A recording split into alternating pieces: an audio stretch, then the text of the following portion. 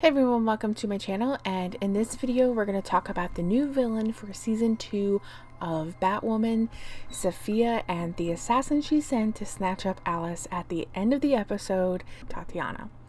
So who is Safiyah and why is she bad? Well, in the comics, Safiyah was Kate Kane's lover after she left Safiyah and the academy after coming out as being gay. Safiyah rules a pirate nation called Coriana and saved Kate's life. However, Kate carried a deadly disease onto the island, and the disease was blamed on another man. Eventually, Kate and Safiyah part ways.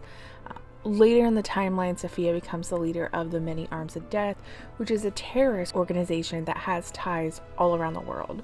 Kate tracks down Safiyah, who has apparently kidnapped and drugged her sister Beth in order to bring back the Alice personality.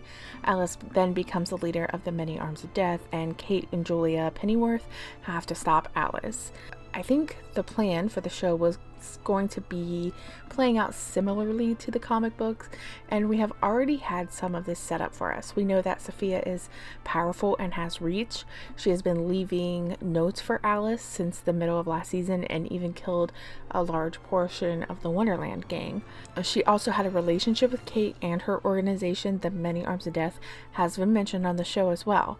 Beth and Alice do have prior dealings with Safiyah, which is why she is coming for Alice, and how Alice acquired the desert rose she used to cure both Mary and the Gothamites that were affected by the bats this episode. Julia also worked for Safiyah last season when she was attempting to acquire Lucius Fox's journal. We had all the players ready to go, but obviously with Ruby's exit, some things are going to be changing. For starters, Safiyah is responsible for the death of Kate, which is going to put Safiyah against Alice. You know, they're going to be at war with Gotham in the middle. We saw in this episode that Alice attempts to broker a partnership with Julia, and while Julia denied that, I do think we're going to eventually see them team up. Obviously, this is going to cause some issues for the new Batwoman and Mary, since Alice is responsible for both of their mother's death, but either they'll team up with Alice to save Gotham or to get vengeance for Kate. I'm pretty excited to have some pirate lesbians on the show. I mean, why not at this point? They have cast the role to, and I'm going to butcher this name, I know it, Savani Gia, and I expect to see her for the first time in this coming episode, for episode 3 this coming week. As for Tatiana, Alice recognized her as Whisper and the right-hand woman of Safiyah herself, and I think that they're going to be basing her off Whisper a Tear as a member of the League of Assassins from Batman comics. Whisper in the comics had this snake-themed shape-shifting powers because there was King Cobra DNA that was mixed into this longevity serum that she was given by Ra's al Ghul.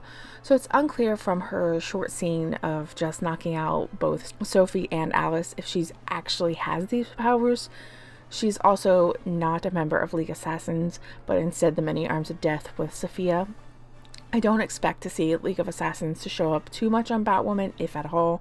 This was a Batman storyline in the comics, and we already saw a lot of it play out over on Arrow. Almost too much on Arrow. It would be interesting, though, if maybe some notable League members did show up on Batwoman, like either Nyssa or Talia, even Thea. I think that could tie in Batwoman to the overall universe nicely, since the character that had the most connection outside the show to the overall universe is gone. Plus, Arsenal is a more of a Batman related character, and it would be cool to see Roy Harper over here and maybe a Robin. I mean, these are all usually Batman characters, so I think it would be cool to see them show up in Gotham. There is a small possibility that this is Tahini, although I don't think it is. Tahini was Nigerian, and I don't think that they would change that about the character for the show. In the comics, she actually killed a man for food, and then because of that was noticed by Safiyah and eventually moved to Coriana and became Safiyah's lover. She did also receive training from the League of Shadows while with Safiyah. In the comics, her nickname was the Knife. So while I don't think this is her, I do expect to see Tahina this season, which again could pull in some of these League of Assassins, League of Shadows characters that we already are familiar with. So I'm pretty excited to see all of these characters and hope that in some way it can tie in Batwoman with the overall Arrowverse universe now that we have a new Batwoman. That's pretty much all I have for you, just talking about these new villains over on Batwoman. If you guys are debating about checking out this season, I would recommend it if you enjoy the other CW shows. I really like the new addition of Ryan Wilder as Batwoman. It definitely adds to the show, in my opinion. Not that I didn't like Ruby for some reasons, but there are things that I didn't like about her character. So I'm hoping that Ryan can kind of fill those pockets that I didn't like with Ruby.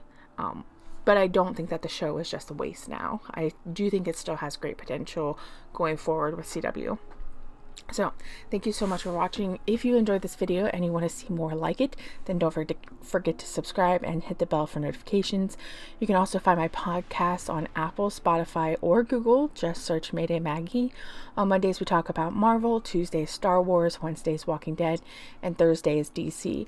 Right now we're only posting on Mondays and Thursdays, but as soon as Walking Dead picks up and there's Star Wars shows, we'll also be posting on Tuesday and Wednesday as well. And of course, you can find me daily on my blog at maydaymaggie.com.